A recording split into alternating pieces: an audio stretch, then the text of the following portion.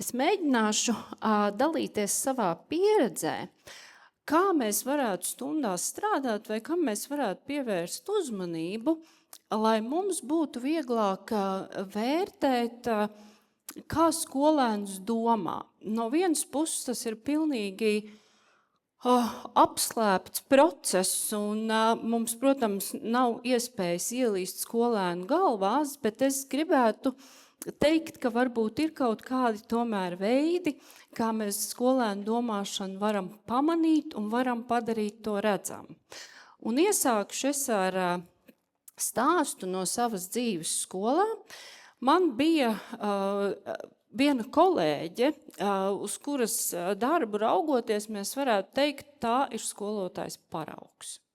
Augsta līmeņa profesionāli, ar visāda veida panākumiem, skolas līmenī, pilsētas, valsts, dažādām godalgām, piedevām pelnītām, kurai tad, kad viņa gatavojās vai gāja uz stundām, viņa maksimāli domāja par to, lai skolēniem sniegtu zināšanas, lai attīstītu prasmes, no ar vienmēr sakot centās padarīt mācību procesu vismaz vai perfektu, un viņai arī bieži tas izdevās, un viņa bija piederēja pie tiem skolotājiem, pie kuriem absolventi atgriežas un ir priecīgi un pasakās, ka viņi ir labi, ka viņi ir ietekmējusi viņu dzīves un bijusi par iemeslu dažādām labām izvēlēm. Bet tad vienā jaukā dienā viņa iznāk no mācību stundas, izskatās tā diezgan nogurusi, izmisusi, un man pasaka šādus vārdus.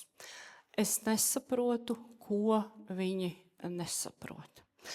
Un ir iestājies tāds krīzes brīdis, un es domāju, ka šo sajūtu mēs visi, kas skolā esam strādājuši dažādos mācību priekšmetos, esam izjutuši. Pirmajā momentā varbūt liekas, tāda labi teikts, varam arī pasmieties, bet ja mēs raugāmies tā dziļāk un mēģinām saprast, kas ir noticis, tad varam secināt, ka jā, īstenībā labi, mēs varam pārbaudīt kaut kādus noteikti veidu zināšanas. Piemēram, jebkurā mācību priekšmetā būs iespējams uzdot testu ar pareizo atbildi, ar vienīgo pareizo atbildi. Jā, mēs varam izmantot dažādus, ja tā var teikt, prasmi komplektus, ar kur mēs skatāmies, kā skolēns māk zināšanas pielietot. Jā, mums ir dažādi instrumenti, kā to vērtēt, mazākajās klasēs. STAP, mums ir snieguma līmeņa apraksti, mums ir solo taksonomija. It kā mēs esam tā labi apbruņoti, bet tad vienā brīdī mēs saprotam, ka es mācīju, es devu dažādus uzdevumus, es visu, ko darīju, es maksimāli ieguldījos, bet kaut kādā brīdī rezultāts ir nekāds. Un vēl varētu arī te izteikt tādu līdzību, ka skolā, sevišķi, ja jūs vācat vienu mācību priekšmetu paralēlajās klasēs, tad jūs varat redzēt, ka vienā darbs izdodas lieliski, viss notiek, plānotais tiek sasniegts, un otrā pilnīgi tā kā kaut kas būtu ieklamējies. Un tas arī ir tas brīdis, kad mēs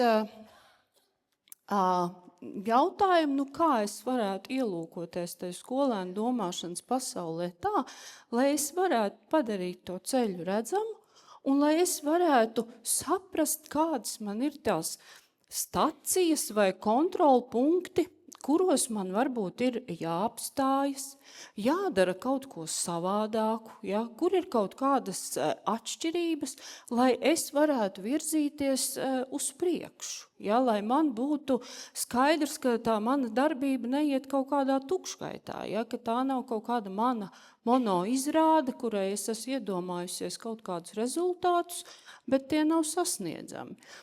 Tad kurš ir tas iestrēguma moments, un tad arī nākamais ir ļoti svarīgi, kādu lēmumu es pieņemu. Varbūt, ka man ir bišķi jāpaiet apakaļ, varbūt viss ir lieliski, un es varu turpināt savu ceļu, virzīties tālāk un pāriet nākamajā līmenī. Bet, lai tas neizklausītos tā vispārīgi, es mēģināšu dot arī kādus tādus konkrētākus ieteikumus un padomus. Savā kā filozofijas skolotājs dzīvē, es esmu arī, jo filozofija vispār ir tāds priekšmets, kurā patiesību sakot tās, varbūt tādam burtiskam zināšanu testam īsti nav nozīmes. Mums tur ir vairāk jāraugās uz to, kā mēs kaut kādas idejas, kā mēs tās apstrādājam, kā mēs par tā domājam un tā tālāk. Un līdz ar to tur tie domāšanas izziņas procesi ir ļoti būtiski.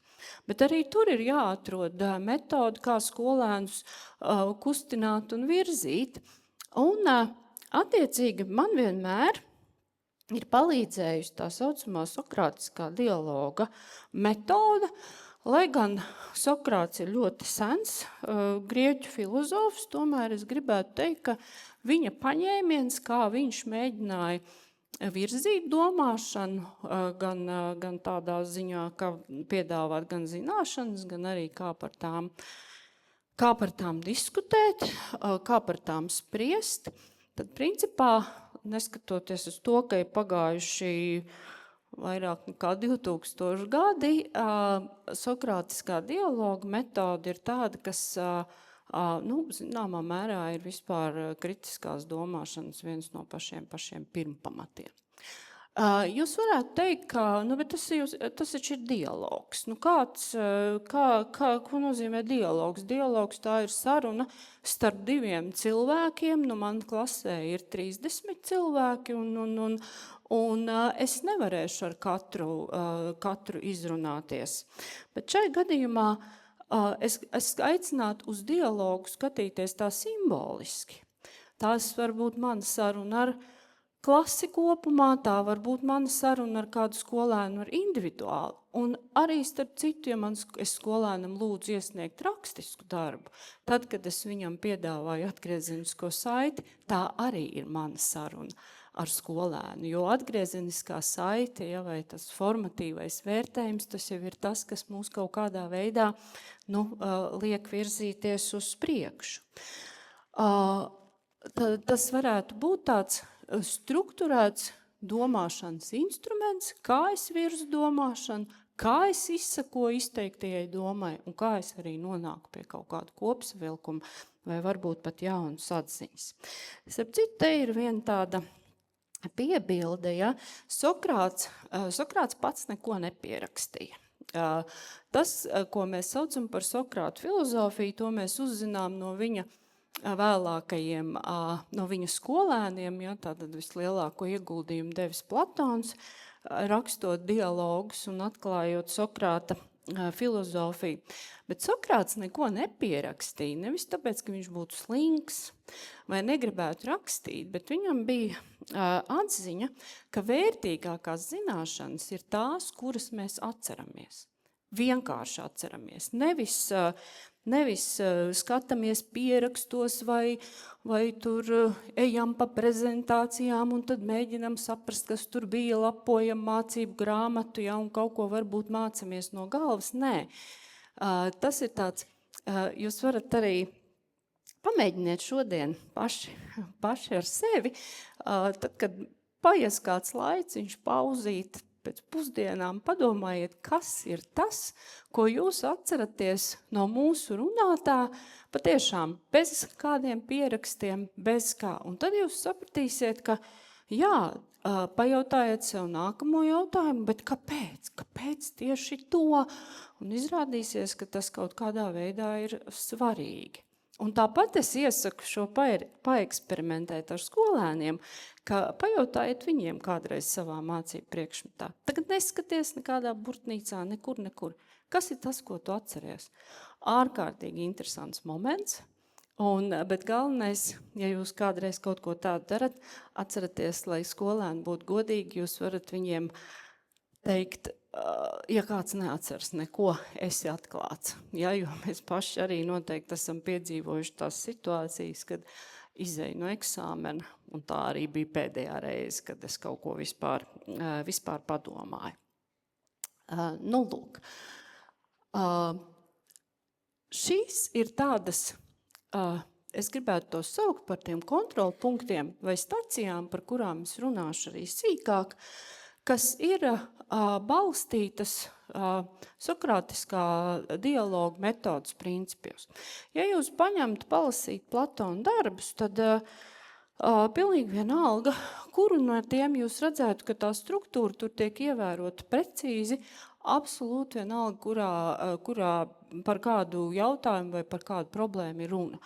Un kādreiz es arī ieteiktu šo kādu no Platona dialogiem palasīt, jo tur jūs tad varētu redzēt, kā tas praktiski izpaužās. Un, piemēram, viens no tādiem, kas man liekas skolotāju darbā lieliski nodara sevišķi, ja mēs runājam par to, ka skolotāju darbs ir ne tikai izglītot, bet arī audzināt, tad Platona dialogs Menons, kurā ir runa par tikumību, un vai tikumību, piemēram, ja vai mēs kā labi cilvēki kļūstam, tāpēc, ka mēs esam tādi piedzimuši, vai mums var iemācīt kļūt par labiem cilvēkiem. Ja? Tātad, vai nu mēs tur neko nevaram darīt, vai tomēr audzināšanai ir nozīme. Lūk, tās 5 stacijas, mums ir jautājumu uzdošana, jēdzienu definēšana, piemēru izmantošana, domas pēc tam precizēšana un galu galā arī atziņa.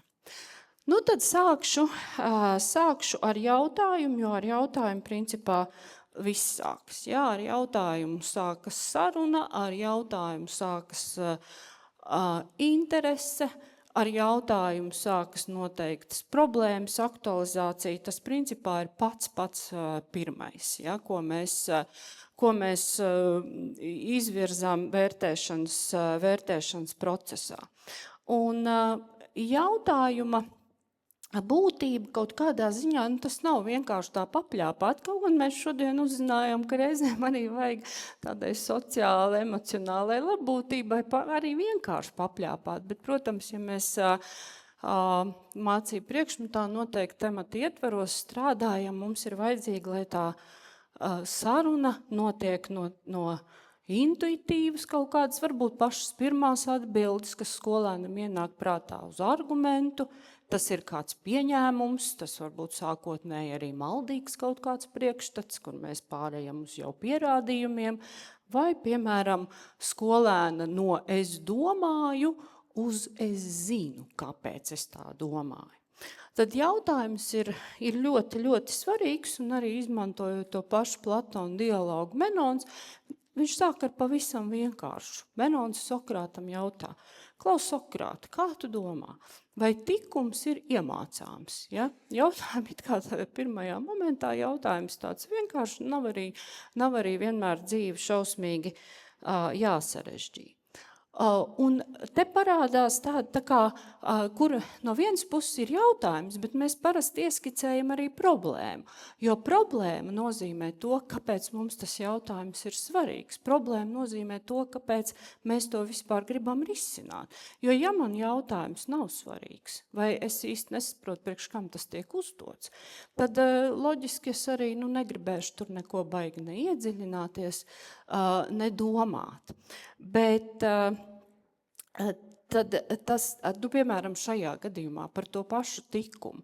Vienkārši jautājums, es varu mēģināt, labi, varbūt piedzimu tādu, varbūt man kaut ko ģimenē iemācīja, varbūt kaut ko pēc tam tur skolotāji pielika klāt manas uzvedības vai attieksmes attīstībai. Bet īstenībā tas ir ļoti būtisks jautājums saistībā ar audzināšanas problēmu kā tādu. Ja? Jo, mēs to cilvēku, ja mēs atzīstam, ka viss ir iedzimts un mēs cilvēku nevaram mainīt, tad mēs esam ap sevi radījuši tādu ilūziju, ka mēs ka varbūt arī nevajag mums tur ļoti strādāt pie šiem jautājumiem. Tā kā ļoti svarīga ir tā jautājuma uzdošana un arī kāda problēmas aktivizēšana. Jautājumus mēs varam uzdot dažādi. Nav obligāti tā, ka mēs vienmēr esam jautājumu iniciatori. Ja? Es gribētu teikt, ka varētu būt tādas 3 pieejas. Tad, kad mēs kā skolotāji uzdodam jautājumu. Mēs droši vien gribam pārbaudīt kaut kādu, pieņemsim, teoriju, teorētisko materiālu, kādā veidā tas ir iedarbojies uz skolēniem, un varam varam atprasīt, bet varam arī uzdot kādus diskusijas jautājumus. Mums var būt arī citādāk pieeja. Mēs varam pašiem skolēniem lūgt uzdot jautājumus. Un skolēns, kad uzdod jautājumu, tad jau mēs varam fiksēt, viņam ir kaut kāda doma par to tematu, viņam ir kaut kāda varbūt neskaidrība. Ja? Tur jau mēs varam noķert, kā skolēns vispār ir uztvērs par to, ko mēs runājam. Un trešais paņēmiens varētu būt, ka vispār skolēni uzdod jautājumu viens otram. Un tā jau arī ir tāda, manuprāt, laba provokācija, kā uzsākt sarunu vai uzsākt domāšanas ceļu. Tad otrais, kas ir ļoti, ļoti būtiski un nākamā tāda kontrolpunkts un stacija, ir jēdzienu definēšana, jēdzienu tā kā paskaidrošana, lai mēs varam vispār saprast, pie kāds ir mūsu tas konteksts, kurā mēs atrodamies un kas ir mūsu temata saturs vai būtība vai kā tam līdzīgi. Un šī īstenībā ir ļoti sarežģīta tāda stacija, un tā varbūt ir arī tāda lieta, kurai mēs nevienmēr, arī kā vienmēr mums nav laika, vai skolēni ir daudz, un mēs nevaram par visu pārliecināties, bet es gribētu vērst uzmanību, ka šis ir ļoti svarīgi. Ja mēs neesam, mums katram vienalga, vai tā būtu filozofija, vai tā būtu, es pēc tam arī piemērus iedošu, vai tā būtu fizika, matemātika vai kas tam līdzīgi, ja mēs ar skolēniem neesam tā kā uz viena viļņa un neesam pārliecināti, ka viņš saprot tos galvenos jēdzienus, ko mēs attiecīgā temata ietvaros lietojam, tad īstenībā varbūt arī tālākais ceļš nemaz var nenotikt. Piemēram, Platons dialogā Menons, viņš Menonam saka, labi, tev jautāja, vai tikums ir iemācāms, bet pasaka, lūdzu, vai mums vajadzētu sākt ar to, ka mēs vispār definējam, kas ir tikums, ka mēs vispār saprotam, par ko mēs runājam, un šie arī ir tādi interesantie momenti. Īstenībā ir tādi jēdzieni, kuriem mēs nemaz nevaram iedot kaut kādu uzreiz tādu, tas ir tā. Mums varbūt kopīgi ir jāpadomā, par kādu tādu konkrētu formulējumu mēs vienosimies. Un, piemēram, man viens tāds arī literatūras skolotāji, kolēģi man stāstīja, viņi runā par Kārļa Skalbes darbiem, un es tagad vairs neatcerēšos kontekstu, bet viņi saka, es diezgan, es saku pieticība, es runāju par pieticību, un viņi saka, es jūtu, ka es tādā kaut kādā tukšumā skanu, kaut kas nav labi, kaut ko klase tā kā neuztver, un tad viņi saka, es pajautāju, kas ir noticis, un izrādās, ka skolēni nezina vārdu pieticība. Tā var gadīties mūsdienās, ja? Varbūt šis vārds netiek lietots vairāk vai kā, un izrādās, kā lai es vispār par to runātu tālāk, ja es neesmu pastāstījusi, kas tas tāds ir. Un starp citu, šajos gadījumos ir ļoti labi, ja mēs pajautājam, ja mēs pārliecinamies, vai vēl labāk skolēni ir tā iedrošināti, ka viņi saka, es nesaprotu, kaut kas šeit nav man nav galvā, man nav prātā tā jēdziena būtība vai skaidrojums. Piemēram, fizikā tikko arī stāsts par pārbaudas darbu par skolēnu. Skolēnam jautājums par to, kas notiek ar molekulām tad, kad velosipēdam tiek piepumpētas riepas. Viņš ir uzrakstījis atbildi, molekulas paliek blīvāks. Pēc tam, tā pārunājot ar skolēnu, vai tu vari paskaidrot, kāpēc tu teici, ka molekulas paliek blīvāks un tā? Vai tu vari paskaidrot, ko tas nozīmē? skolēns saka, nē, es to blīvumu ierakstīju, jo es biju kaut kad iepriekš stundās dzirdējis tādu vārdu. Man likās, ka uz šito jautājumu būtu ļoti labi, ja es to blīvumu pieminētu. Kas nozīmē to, ka sajēga par blīvumu nav nekāda, un īstenībā, varbūt kaut kas veiksmīgi uzminēts, bet ja mēs virzamies tālāk, un mēs zinām, ka skolēns šo jēdzienu nav sapratis, tad tālāk tās problēmas tikai un vienīgi pieaugs. Ja? Un es arī gribētu šeit piebilst, ka ņemot vērā, ka mēs daudz runājam par tekstpratību un visām problēmām, kas saistās ar lasīšanu, tekstu uztver vai kā, tad arī tekstpratībā šis ir pirmais punkts. Mēs esam tekstā uz viena viļņa, mēs saprotam, par ko tur ir runa, kas tur ir rakstīts.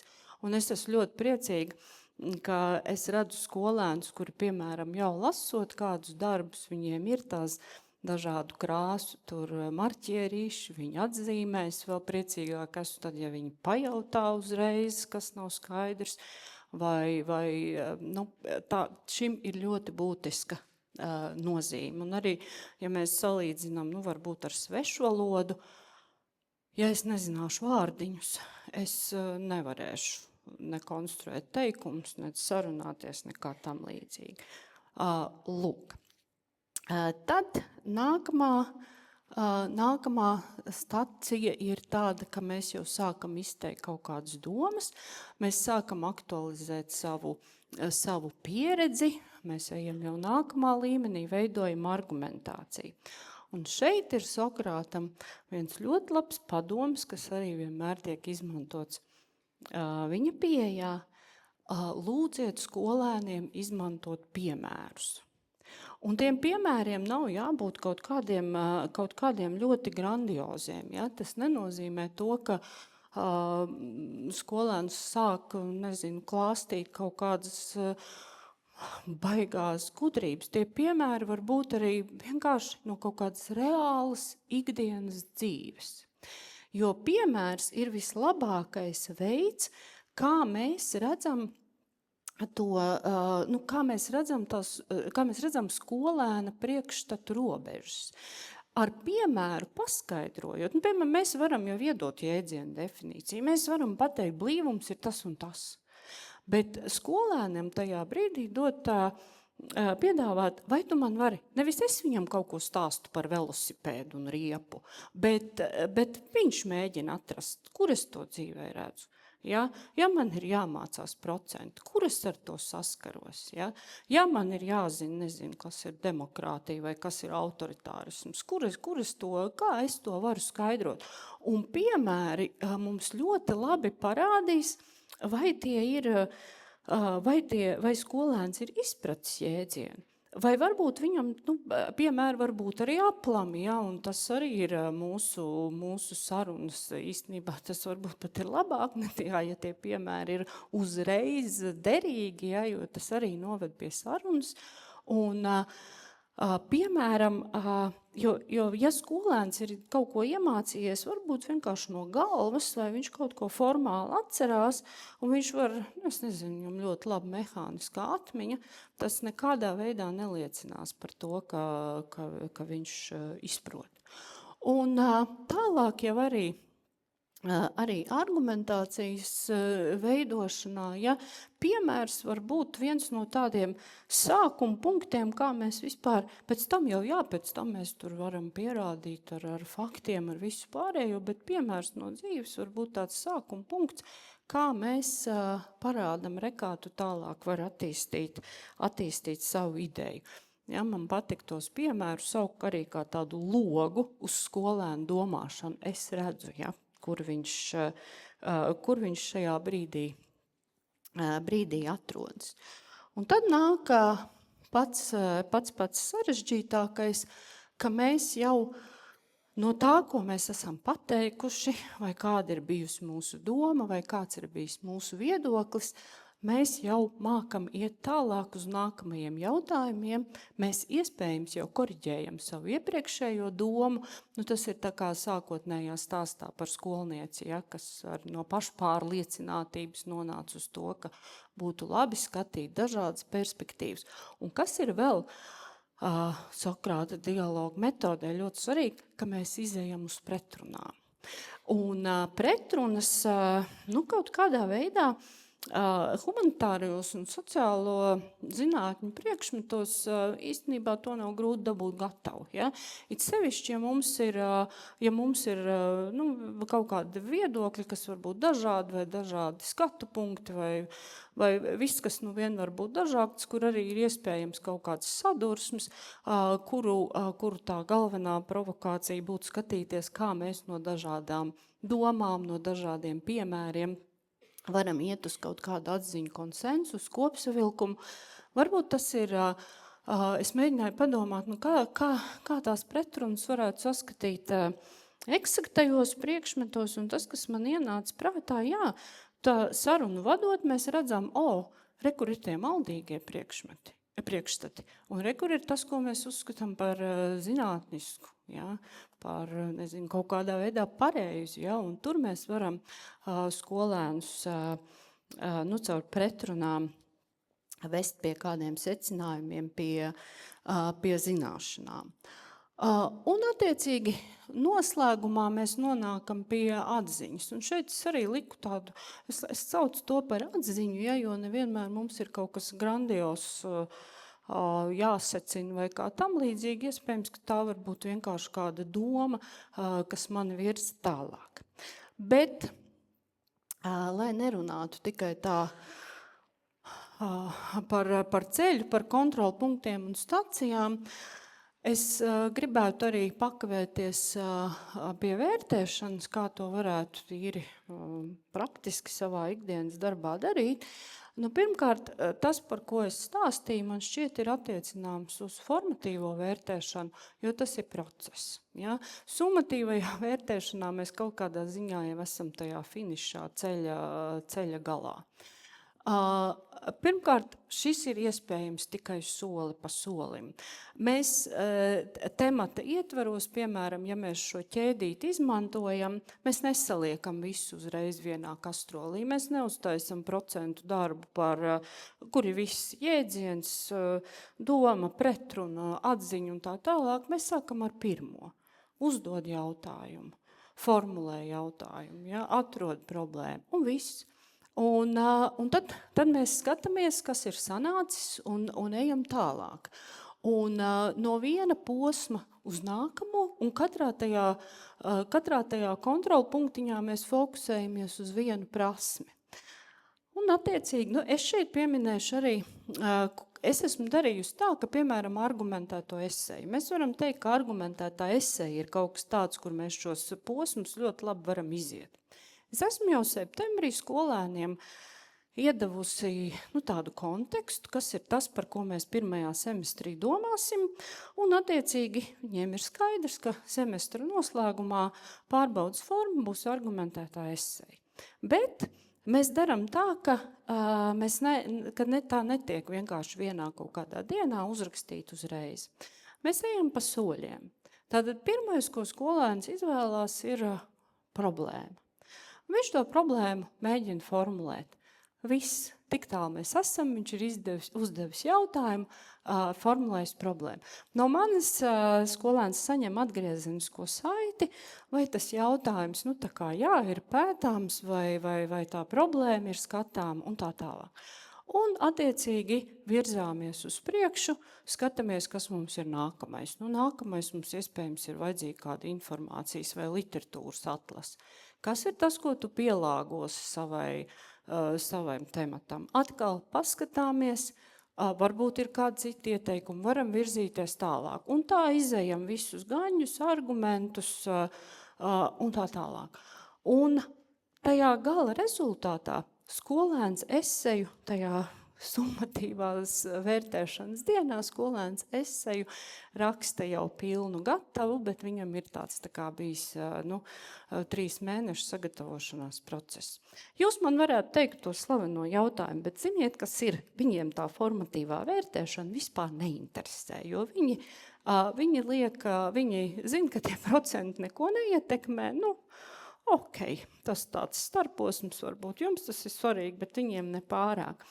Jā, tā ir arī kaut kāda brīvība izvēlēties, jo ja man ir dots laiks sevi tā kā pilnveidot un novest līdz tam ceļa galam, un skolotājs arī tajā brīdī saprot, ko viņš var palīdzēt, ja es to neizmantoju, tur jau mēs laikam neko vairs darīt nevarēsim, bet galvenais ir piedāvāt, un galvenais ir to ceļu skatīt apusēji. Tā kā šis būtu tāds mans padoms, varbūt kaut kādos punktos noderīgs, kā mēs to procesu padarām redzamu, kā mēs saprotam, kur ir tie punkti, kur mums jāapstājas, pirms mēs ejam tālāk. Un tad, kad es eju tālāk, tad jau es atkal skatos, kas man būtu labi un vēlami, ko man būtu vēlams darīt. Paldies!